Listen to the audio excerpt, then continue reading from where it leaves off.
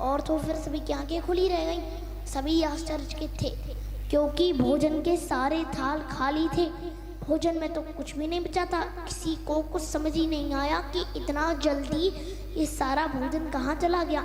वहाँ के मंदिर के व्यवस्थापक ने आचार्य समंदर भट्ट जी को वहाँ रहने की परमिशन दे दी। अब बस एक से एक बढ़कर पकवान मंदिरों में आने लगे। समंदर भट्ट जी रोज मंदिर का दरवाजा बंद करके विशाल राशि का भोग लगाने लगे। अब ऐसा करते करते 6 महीने बीत गए। धीरे धीरे उनका रोग खत्म होने लगा, मतलब अब उनकी भूख शांत होने लगी थी और इस वजह से वो पूरा चढ़ाया हुआ भोजन नहीं खा पाते थे, तो वो बचने लगा।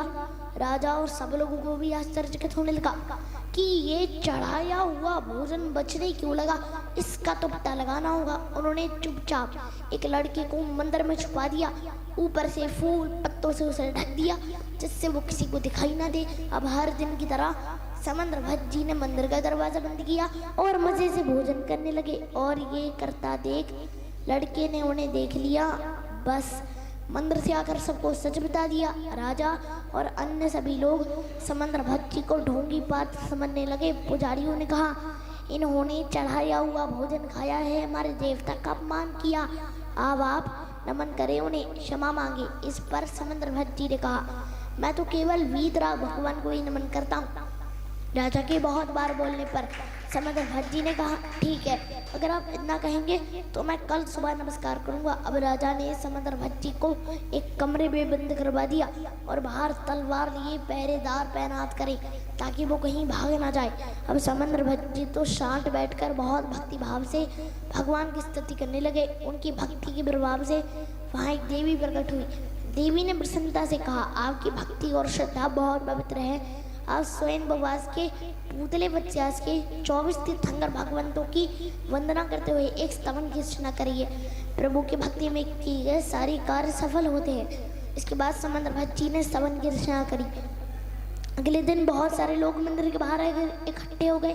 राजा की आज्ञा होते ही समंदर भट्ट जी को मंदिर में लाया गया। मंदिर में आकर उन्होंने बहुत ही भक्ति भाव से 24 तीर्थंकर भगवान की स्तुति करना स्टार्ट किया।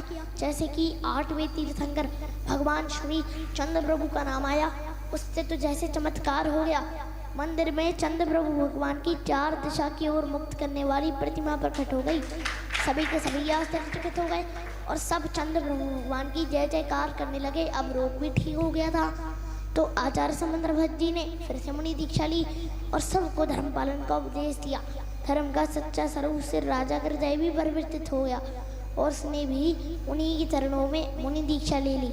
आचार्य समंदर भट्ट जी ने ऐसे अनेकों ग्रंथों की रचना की है, जैसे कि रत्नकरंडक शावकाचार, स्तुति विद्या जिन शतक, स्वयं भू स्त्रोत, युक्त अनुशासन, देवाग्रम, आप्ति मीमान शास्त्रोत, इन अन्य कई ग्रंथ। इनमें रत्नकरंडक शावकाचार बहुत पॉपुलर ग्रंथ है। इसमें बताया गया है कि ये गृहस्थ को अपना जीवन कैसे जीना चाहे जिससे कि भविष्य में वो मोक्ष प्राप्त कर सके। तो देखा आप लोगों ने कैसे महान आचार्य ने सबको सही धर्म समझाया और खुद ही धर्म में आगे बढ़े। हम लोग भी बढ़ेंगे ना धर्म में आगे। जय जय।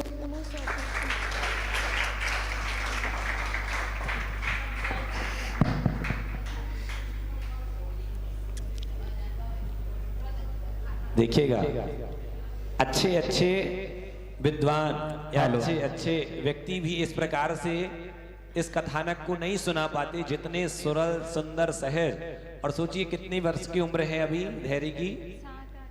सोचिएगा 7 वर्ष में हमें ग्रंथों के पता नहीं, हमें आचार्य नहीं होता याद, और उसको आचार्य के ग्रंथों का शताब्दी से लेकर कैसे ये पूरी कथानक है। कितने सरल सहज शब्दों में एक बार सुनता है तो लोग सस्पेंस क्रिएट होता जाता है। एक बार जोरदार आपकी तालियां होना चाहिए धैर्य के लिए। निश्चित ही जिस पर गुरु का आशीष हो वो ऊंचाइयों को प्राप्त करता है।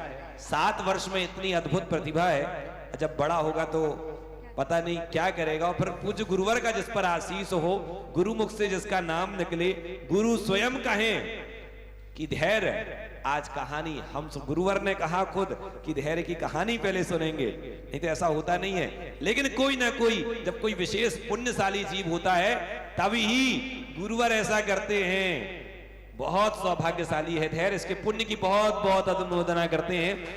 और पूज्य गुरुवर का आशीष सदैव बना रहे हम सब पर, ऐसी गुरुदेव की वरदानी छांव, प्रभु की वरदानी छांव बनी रहे, ऐसी मंगल कामना। आई नमोस्तु आचार्य। जय बोले महाराज जी के बड़े बाबा देवा देव श्री प्रथम तीर्थंकर आदिनाथ भगवान की देवा